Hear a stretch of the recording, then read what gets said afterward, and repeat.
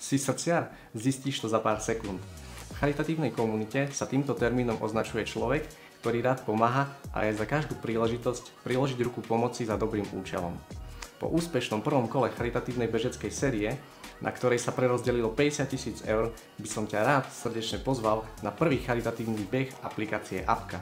Mimochodom, Apka je aplikácia, v ktorej takto jedným ťahom premeníš svoje každodenné spálené kalórie na peniaze pre zdravotne znevýhodnené osoby. Organizátori APA sa rozhodli rozšíriť pomoc z aplikácie do miesta Piešťany, kde sa 7.6. bude konať 10 a 5 kilometrový beh, Nordic Walking, detské behy a výťažok z podujatia pôjde pre handicapované osoby.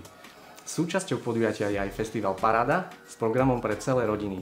Odnesieš si nové zážitky, nové známosti, štartovný balíček a ďalšie benefity. Ak máš voľný termín a si srdciar, teraz už vieš, čo to znamená, vidíme sa tam. Registrácia je dostupná iba online na terminovka.sk.